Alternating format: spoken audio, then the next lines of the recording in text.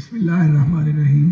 آج کا موضوع تو بڑا واضح ہے. ایک بات یہ ہے کہ یہ جو کہا گیا تھا، جو فیض صاحب نے کہا تھا کہ زباں پہ مور لگی ہے تو کیا کہ رکھ دی ہے، ہر ایک حلقہ زنجیر میں زباں. میں نے جب کہا تھا تب بھی ریلیونٹ تھا، آج بھی ریلیونٹ ہے، کیونکہ ہماری حالت نہیں بدلی. ہماری حالت کیوں نہیں بدلی؟ ہماری حالت اس لیے نہیں بدلی کہ یہاں 3 جماعتوں کے جو جمہوریت کے ہم چیمپئن بیٹھے ہیں، ہم سب باری باری اس چشمے سے فیض یاب ہوئے ہیں جس چشمے سے فیض یاب نہیں ہونا چاہیے.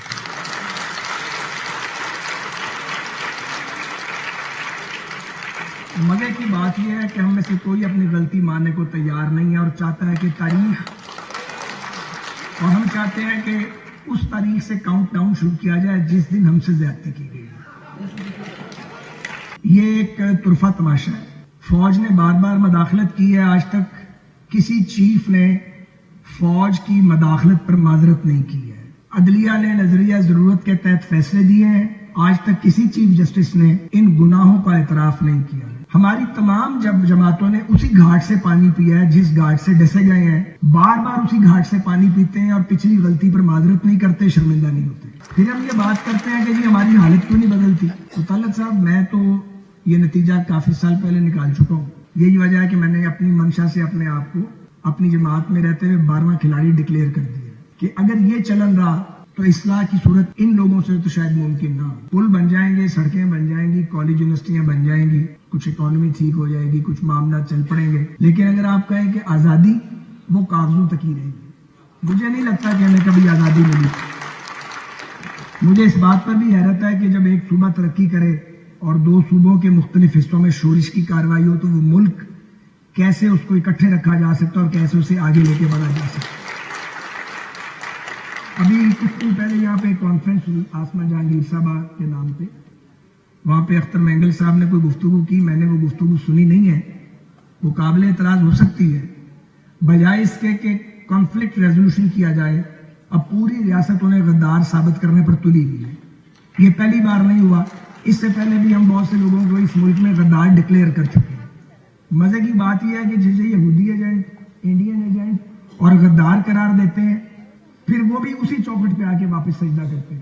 تو ہم سب باریاں لے چکے ہیں اور باریاں دے چکے ہیں، مار بھی کھا چکے ہیں اور کمپرومائزز بھی کر چکے ہیں. لیکن اگلی بات یہ ہے کہ اگر آپ چاہتے ہیں کہ بات میں وزن ہو اور جان چھوٹ جائے اور یہ صورتحال بدلے، تو پھر آپ کو تدبر، متانت، مکالمہ، برداشت، سچائی اور مزاحمت، ان کو ایک ہی وقت میں اڈاپٹ کرنا پڑے گا. آپ تو بات کرنے کے لیے ایک دوسرے سے تیار نہیں ہے. کبھی ایک دوسرے کا مینڈیٹ چوری کر لیتا ہے اسٹیبلشمنٹ کے ساتھ مل کے، کبھی دوسرا اسٹیبلشمنٹ کے ساتھ مل کے مینڈیٹ چوری کرتا ہے. تو کون سی جمہوریت کی بات آپ قوم کو بتاتے ہیں اور ہمیں پڑھاتے ہیں؟ ہم نے بہت پڑھی ہے جمہوریت کی بات. میں خود بہت لڑا ہوں، 14 بار جیل گیا ہوں. اب مجھے افسوس ہونا شروع ہو گیا کہ اتنی بار جیل جانے کی کیا ضرورت تھی. وہ وقت ہی واپس نہیں آ سکتا. لیکن ایموشنل لاسز، زندگیوں کے نقصان. میرے والد صاحب کو یہاں پیپلز پارٹی کے پہلے دور میں گولیاں مار کے شہید کر دیا گیا. وہ بھٹو صاحب کے نقاد تھے. تو میں نے اپنی پارٹی کی جیل بھی کاٹی، مشرف کی بھی کاٹی، ضیاء الحق کی بھی کاٹی، عمران خان صاحب کی بھی کاٹ لی. تو مجھے سمجھ نہیں آتی میرے اندر نفرت پیدا کیوں نہیں ہو رہی. میں بدلہ کیوں نہیں لینا چاہ رہا. ہم بدلہ لینے پہ تلے ہوئے ہیں ایک دوسرے سے. تو میں 1-2 جملے کہہ کے اجازت چاہوں گا. دیکھیں میرے دوستوں، گزارش یہ ہے، جو سیاسی لوگ ہیں، اگر تو جماعتوں میں رہ کے سچ بول سکتے ہیں اور اپنی قیادت کی غلطیوں پہ انہیں ٹوک سکتے ہیں تو پھر بات کریں، ورنہ مت آیا تھا.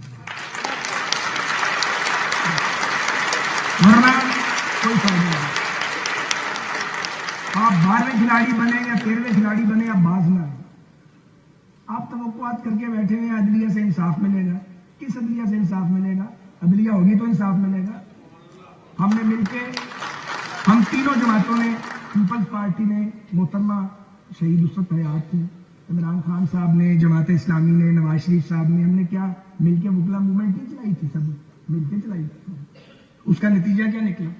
ہم سب جیلوں میں گئے، مار کھائی. جب جج بحال ہوئے تو انہوں نے پیپلز پارٹی کو گن رینج پہ رکھ لیا کہ ان کو نہیں چھوڑنا زندہ، اور جو ایک الیکٹڈ گورنمنٹ تھی اس کو گرانے کی کوشش کی. اور اس کے بعد جو عدلیہ کا حال ہوا آپ کے سامنے.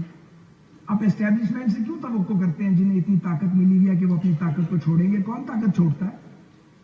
ہمیں ایک دوسرے کو تسلیم کرنا پڑے گا، ایک دوسرے کی سیاسی حیثیت کو ماننا پڑے گا، ووٹ کے فیصلے کو ماننا پڑے گا. اور ووٹ کا فیصلہ کوئی پہلی بار پامال ہوا ہے یا دوسری بار پامال ہوا ہے؟ بلوچستان میں ایک نشہ کرنے والے کو وزیر اعلیٰ بنا دیا گیا بلوچستان کا، جو بولا ہم نے سے؟ آپ بولے نہیں بولے، کوئی نہیں بولتا۔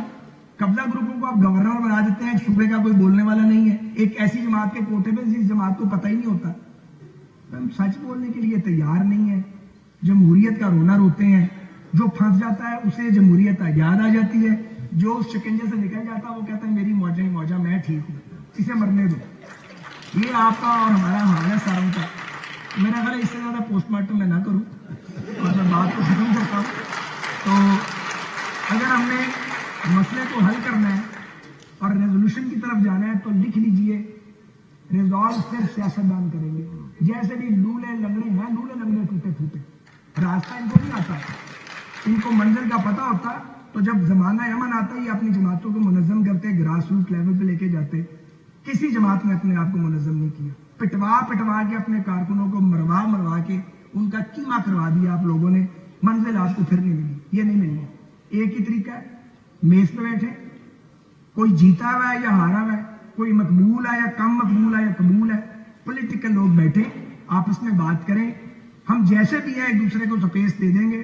اگر ہم نے سپیس دی تو آہستہ آہستہ جو یہ ایک سول سپیس لے لی گئی ہے یہ گریجولی واپس آ جائے گی، ورنہ ہم باتیں کرتے رہیں گے، بہت گزرتا رہے گا۔ شکریہ۔